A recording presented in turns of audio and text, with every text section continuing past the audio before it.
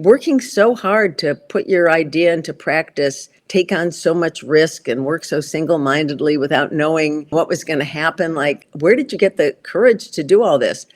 And they all basically gave me the same information. They all said, I had someone who believed in me, someone who told me I could do anything I put my mind to. Hello, hello, hello, and welcome back to the My Future Business Show. My name's Rick Nusky. I am your host. I am so lucky to be in this role. I get to share amazing talent with you through the show, but I also get to learn something myself. And today that is especially the case as a father of two young boys growing into adults very quickly, might I add.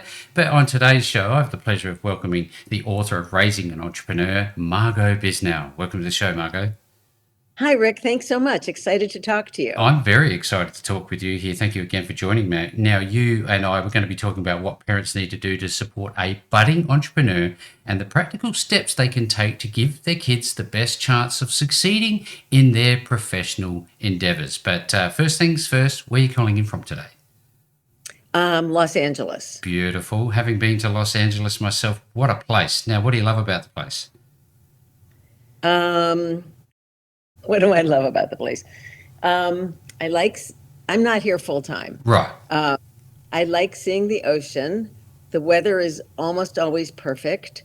And my son is here. Oh, now you have two sons, is that correct?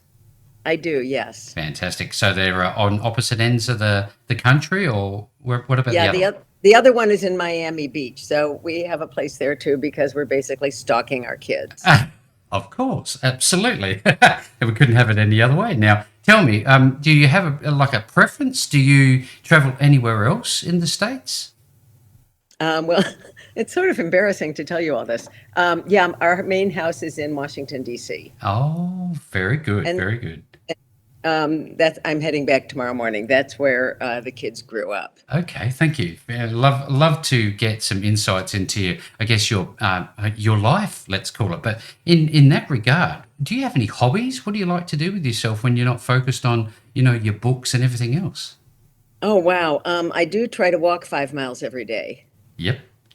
Do you often get out? Is that an everyday thing? Because I personally struggle with it. No, I do it every day. Yep, religiously. Religiously. Yeah, love it. I mean, unless it's pouring rain. Yeah. But no, because I know if I don't go one day, I'll just never go again. And I think it's a very important thing that you bring up, because I find that when I'm in that space where I've got to focus on nothing but my breathing and walking and things like that, I get that sense of clarity of thought. Do you find that? I do. Sometimes if I have to write an article, I write it in my head while I'm walking. Sometimes I just think, and sometimes I listen to podcasts. Fantastic. So excuse me. I think my family just decided to walk in the door. Anyhow, I do that religiously every day, and first thing in the morning, just so no excuses. Yeah. And, I see my friends, I see our kids, I see my grandchild, I travel as much as I can.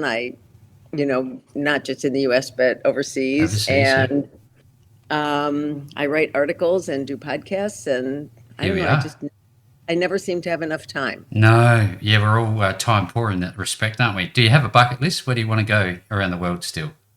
Ooh, yes. I want to go to Antarctica. Oh. I want to go to Tanzania, which is one of the spots in Africa I've never been to. Mm-hmm. I want to go to the Galapagos, and I want to go to Bhutan. Very nice. Now, I always talk about culture, having traveled a fair bit myself. I always find it fascinating, the different cultures, and yet through all of the dissimilarities, we are very, very similar in many respects. Have you found that?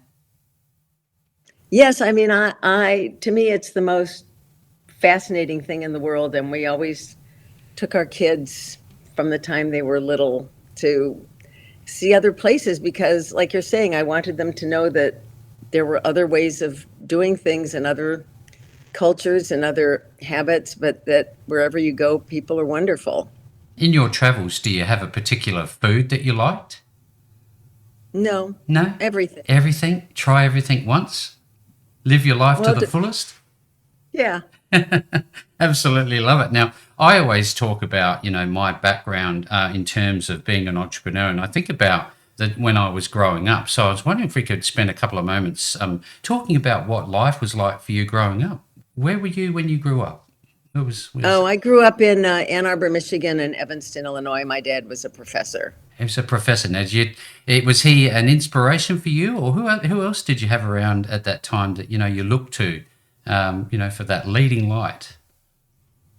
I don't know. I mean, my parents were fabulous people, and my father was brilliant, and I grew up in university towns. Everyone I knew had at least a college degree. Most people had masters or PhDs. It never occurred to me that I could have a child who didn't graduate from college. So, as you can imagine, when our older son called 2.5 years into college to say he was, quote, taking a semester off, it was kind of a shock. But, that's life. You have to adapt with the times. Absolutely. And we're going to be obviously talking a lot about that in a moment. And, your wonderful book, which has had so many great reviews. I was reading through those earlier and I was very, very impressed. I'm very excited about talking about this. Now, when I was growing up, my first ever personal entrepreneurial experience was washing cars. Can you remember yours? Honestly, I was not particularly entrepreneurial growing up. So, I was a reader. We didn't even know what entrepreneurship was really. I don't think I'm a good example. And that's a fascinating point that you make because, given the work that you're doing by, with the book and everything else, it's very, very interesting that it links to your life this way. Now, tell me, for context, a little bit about your educational and professional background. I was an English major in college. I went to Northwestern for undergrad, and then I got an MBA there. I came to Washington for a year. My husband says my year is almost up. I spent a lot of time in government, in mostly sort of international economics and I don't know, working with other countries and doing things like that. Yes. I don't know how much detail you want. I spent the 90s setting up economic think tanks in Eastern Europe, which is, I find, kind of a conversation stopper. And then, so I was doing a lot of these sort of, international economic things. And then my older son, the one who had dropped out of college, started an organization called Summit, and they started having conferences of young entrepreneurs. And this is 2008. I didn't really know young entrepreneurs back then. And I was just so curious how they turned out the way they did. And I went up and asked them, how did you end up working so hard to put your idea into practice, take on so much risk and work so single-mindedly without knowing, what was going to happen? Where did you get the courage to do all this? And they all basically gave me the same information. They all said, I had someone who believed in me, someone who told me I could do anything I put my mind to. Generally, it was a parent, not always, but generally. And I was just so struck by this. And I kept talking about it. And the kids said, you have to write a book. And I said, I'm not going to write a book. And they said, no, you have to write a book. And I said, I'm not going to write a book. And they said, you have to write a book. And I said, okay, I'll write a book. So I just started interviewing people. And I wanted a very diverse group, for-profits, nonprofit, artists, activists, because for me, an entrepreneur is anyone who starts anything. It doesn't have to be a for-profit business. It's just someone who started a project and just pours all their energy into it, whether that's in somebody else's company or whether, it's just you and a couple people in, working out of your house. And I have, I got a broad group of people, half men, half women, every race, every religion, every socioeconomic background. And to my amazement, they were all raised the same. And the more I got into it and the more I realized it, the more excited I got about it. And now when you read about how much unhappiness there is about, in the younger generation and how many kids are just miserable. And I think it's because they've never really been given an opportunity to do the thing that makes them happy, to spend the time working on the thing that gives them joy, or they start and their parents say, stop spending so much time on that, and go study your trigonometry or something else that they'll never need in their life. And I've just gotten more and more sort of impassioned about wanting to tell parents, it's okay, you can let them do this. The world is different from when you grew up. They don't have to follow the path that you followed. Let them try, let them see, let them do the thing that gives them joy, and see where it takes them. And anyhow, so that's what I've been doing the last 10 years or so. You know what? As soon as you started talking, I could just see, the floodgates of thought opening up. You're very passionate about this, and this is very exciting for anybody, I guess, who is reading this book. I have read it, and I think to myself, as a parent myself, I think, what can I learn from this call? Because I think I'm doing okay, but how do you spot check yourself as a parent? How do you know if you're on the right path? Is there a right or a wrong way, do you think? No, I don't. There's not a right path. It's just, I think the idea is to see what sparks joy in your child. I think every child is born with a gift, with something that is inside of them that they love and that they're good at. And it's our job as a parent to help them figure it out. And when they do figure it out, to support them and tell them how proud we are that they're doing that. And this may change over time. It's not like the thing they discover they're passionate about when they're 11 is going to be the thing they're doing when they're 31. But the important thing is that they find something they love, they chose, they start working hard at it, they start getting better at it, they figure out what they're doing wrong when it's not working, they learn how to pivot, they learn how to, how to adjust when things aren't working, they learn to deal with failure, and they learn they can do it, and they learn they can be successful when they put their mind to something and when they work hard enough. And they develop grit, and they develop confidence, and they develop all these skills that someday are going to help them. Something like 30 or 40% of the people in the book played sports at an elite level, into college. And none of them does anything with that sport today professionally. And so that doesn't matter. The point is that they learned to work really hard, and they learned how to fail, and they learned how to succeed. And, they became indefatigable. And then when they found what they wanted to do with their life, they had all the skills to succeed. I'll use myself as a bit of a case study, rightly or wrongly. When we started our conversation, Margot, I talked about discipline and regret. There was two choices.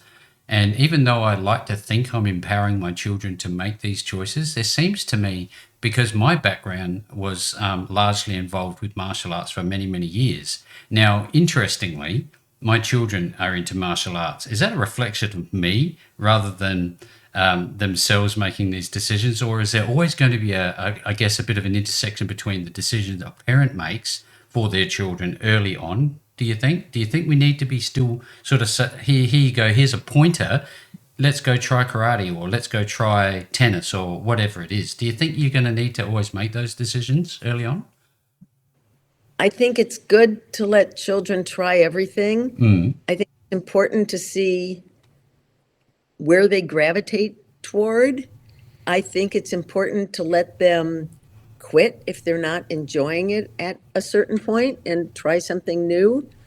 I don't know if they love martial arts because they grew up with it and because they saw you doing it or because they actually love it. I don't know, but Mm. I'd watch and I'd be observant. I mean, it's the two um American men who were in the tennis semifinals over the weekend uh, um, had very different backgrounds. One of them had a parent who was a tennis, played tennis Tennis seriously. parent. Yeah. That's very unusual. I mean, I think most of the tennis players end up, I mean, some of them end up with a parent who puts a racket in their hand, but most of them, they just find it. I mean, my older son became passionate about tennis, and we don't play tennis, and it's just something he wanted to do. And I swear we'd go to these tournaments of the top 100 kids in the country, and I'd be the only parent there who didn't know the rules. Um, Me too. But I mean, it's funny because I didn't start thinking about this until I wrote the book, but both of our kids ended up with passions in areas that we knew nothing about. Our younger son started writing music when he was about 13, and our older son, when he was about that age, started playing tennis, and they were both doing it like 5 hours a day. And it's only when I was writing the book that it made me realize that they both had passions in areas that my husband and I knew nothing about, and that was probably great because we're like really helpful people. And if they had been interested in anything we knew anything about, we would have been all over them with advice and suggestions. But because we didn't know anything about tennis or music, they had to figure it out for themselves. Our older son had to figure out what kind of racket to get and what tournaments to enter and who his trainer should be. And our younger son had to figure out what instruments he wanted to study and who he wanted to work with and what kind of software and hardware to buy. And I mean, I don't even know enough to tell you what he had to figure out. But I mean, it was good because they had to figure it out. And our younger son is still doing something with music. He has a band, Magic Giant. I hope everybody listens. And our older son doesn't do anything with tennis other than just play. Just play. But he was actually honored by the tennis center where he trained, the first person to be honored for what he had done off the court. And he said, everything I am today is because of tennis. He said, I didn't like school that much. I didn't work that hard at school. Tennis is where I learned grit and focus and hard work and determination. You just got to watch your kid and see what works for them. It's very interesting. If we go back a little earlier in the conversation, Margot, you talked about, the influence that, I guess schooling has in some way. And I wonder, because things have changed. We don't need to sit there and learn trigonometry, like you said. It's not going to be relevant for many people, not everyone, but most of us. So I wonder what sort of changes could we hope to see in the future from an educational standpoint? From a formal educational standpoint, do you think schools are still relevant and valuable? I do, but I think most of them need to do a lot of changing. Mm. And Hmm. I think there are certainly things kids need to learn in school. And I think it's really important for kids to grow up with curiosity. Yeah. Um, Curiosity is one of the most important things, learning to ask questions and try to figure things out. But I think what things schools should teach is how to read, how to understand what you're reading, how Mm. to realize what you're reading, whether it's true or false, Yeah. um, how to write, how to make a presentation, how to explain yourself, how to sell your idea, how to speak articulately. Um, there's a lot of things that schools can teach. I mean, I can still remember like our kids had to learn like memorize who all the previous governors of Maryland were, Uh, and I think like what a waste of oh time. yeah, yeah, absolutely. I 100% agree with you, Margot. My eldest, he's in high school, and nowadays I've seen something that was very different than when I was at high school. My experience was more like a rubber stamp process. You Right. followed suit, but nowadays they seem to have choices. They can choose which courses they do by to semester. They can choose. Are you seeing more of that happening I guess, in that space?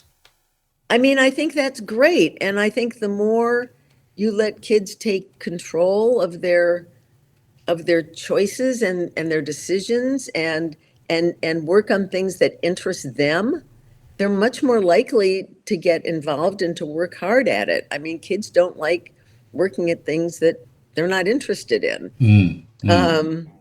And I think it's no, I think that's great. And it's interesting, like about a third of the entrepreneurs in my book were great students, breezed through Ivy League schools, got, high grades, some got advanced degrees.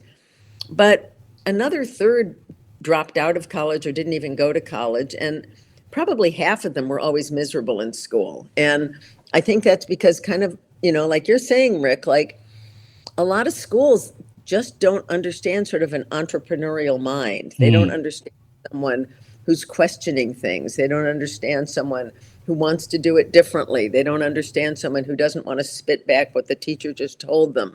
They don't understand someone who doesn't enjoy sitting still and listening for hours a day. So increasingly, as schools do start to understand that kind of kid, the schools will become more relevant. But until that time, I think a lot of people with sort of entrepreneurial personalities are going to find they're really frustrated in school. I think there's a lot of independent young people out there who are able to, not be swayed by external influences, peer pressure, and the likes. But what do you think in terms of social media and that sort of exposure for young adults who are, growing up trying to find their way to, I guess, follow that entrepreneurial path? Should they just turn off the tech, or do you think that's too hard? I mean, there's so much that has been written about it, not letting kids on social media until they hit a certain age, Mm. 12, 14 or whatever, trying to limit the number of hours. It just, again, it just depends on the kid and what they're using it for, and if it's positive for them or negative for them. I don't think there's one simple answer. I think parents have to figure it out.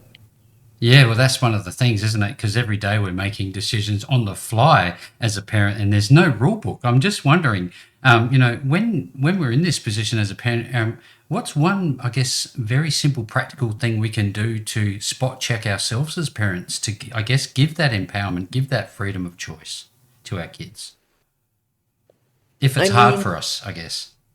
no, if you have to say, what did you choose? Why did you choose it? Is that really what you want to do? And if that's, do great. Try it for a semester, see how it works. I mean, if our kids signed up for something, if they hated it after a week, I'd say, well, you committed to it for the semester. If you hate it at the end of the semester, you don't have to do it again. Right. But you have to finish your commitment. Um, I just think it's really important for parents to ask kids, what do you want to do? Or sometimes you don't even have to ask. You can just look at them and you can just see, like, wow, they're fixing a car, they're cooking, they're playing a video game, they're building something, they're fixing something, they're selling something, they're writing something, they're dancing, they're acting, they're singing, they're whatever, and wow, they really seem to be into it, Yeah. and then tell them, like, wow, I'm so proud of you, like how hard you're working at that. Um, and it's really important for parents to promote what they call the growth mindset, like the harder you work at something, the better you're going to get. Yeah, yeah. Well, it's funny because I had a very strict upbringing, and my father would always be very quick out of the gate to tell me when I was doing something wrong. Is there still a place for us as parents to, navigate that side of the equation? It's one thing to have a growth mindset, but do we still need to sort of actively say, look, I'm not sure about this decision, or is it, you do what you want to do, see what failure feels like? I mean, I think failure is really good. So I don't think you want to stop a kid before they fail. I think you want to let them fail. I don't think you want to scold them for failing or punish them for failing.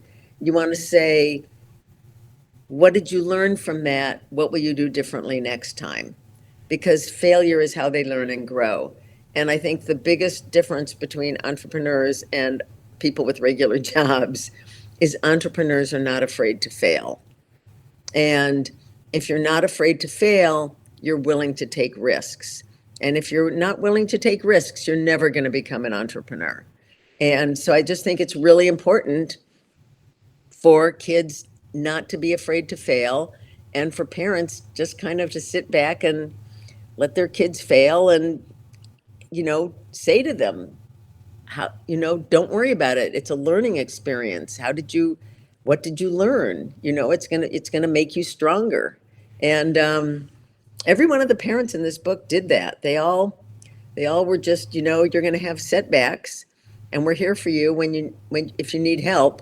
But we know if you work hard enough, you'll figure it out and you'll get there in the end. There's lots of love for our kids, and with all the best intention in the world, we can often fall short, can't we?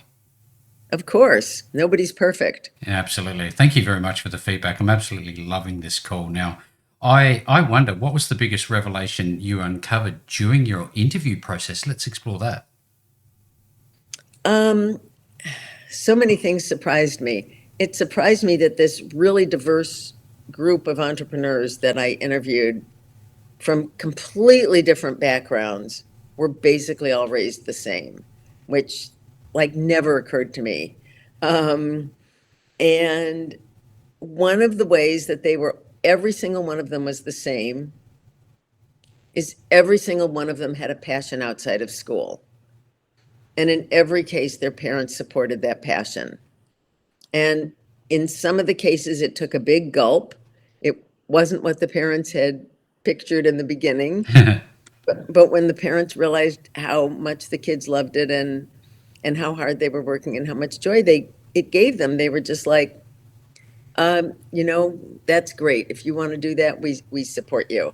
And I just think that's so important. It's important for kids to know that their family is behind them. Yeah, absolutely. I think to myself, what the time where we grew up is very different already. The mere fact that they have all this interconnectivity nowadays, they're always online, always connected with friends, regardless if they're home or with them.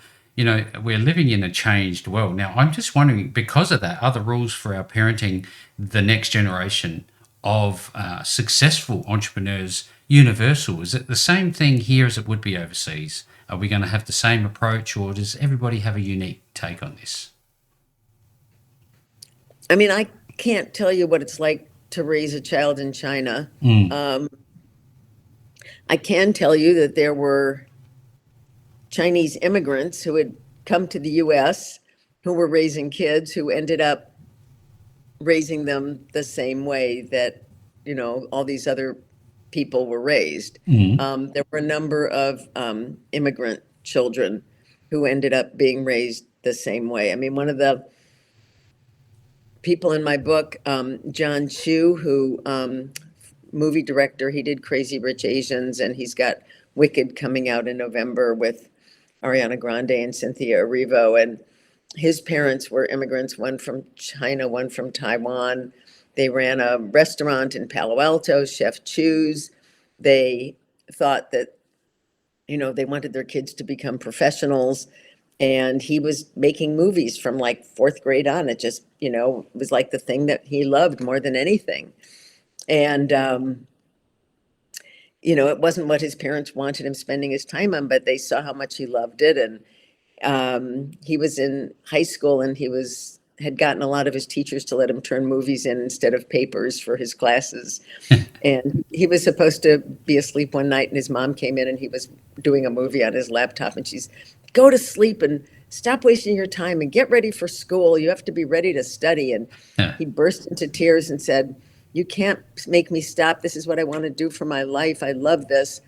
And she said, go to sleep. We'll talk about it in the morning. And she picked him up at school the next day, and she said she'd been to the library and she had 10 filmmaking books. And she said, if you want to do it, be the best. Yeah, I love that. It's funny how I know. we can learn something about ourselves, can't we? I mean, I'm sure when you considered your own, parenting, having interviewed so many successful families, family groups, call them what you like, did you learn anything about yourself, and did you take some good parts away and maybe implement them in your own parenting style? Because we all have our own style, don't we? Yeah, at the end of the book, I have a little section. I say, well, this book isn't about me and my family, but if you want to know how we ended up following the 10 rules that I end up having in the book. And there are some of the rules that I think a lot of people did better than we did. And there are some of the rules that I think we did really well. I think the way that we were good parents, and I hadn't even thought about it, at the time as when they were growing up. But one of them was what I mentioned before, was that they both had passions we knew nothing about, that we supported 100% because we saw how much they loved it. Yeah. And it wasn't, neither were passions that either of us would have expected. I have a section in the book about be a great family. And I say there's no one definition of what a great family is, but every great family is different in its own way. But a great family is one that's there for each other and loves each other and supports each other. And I think we were a great family. We traveled together. We were always as supportive as we could of the kids' activities. We went to all of our son Austin's concerts and musical plays and shows, and we went to our older son's tennis matches, and we traveled around the world together. And What a so privilege. I think we did a pretty good job. Yeah, absolutely. And I think that's really what we can hope for as parents, is to be part of our children's lives as they grow up and become young adults and go their own ways, as it were. Now, tell me a little bit about the writing process. Earlier on, you touched on, hey, I don't want to write a book. And then, people were suggesting you need to write a book. Now, when you started writing, how did you feel? What was the experience like for you? I've always done a lot of writing, but usually just like a couple pages. Like I'd never written a book before. Actually, I think this was like the easiest kind of book to write, much easier than a novel, for example. Yeah. Because I would interview somebody and I'd make notes.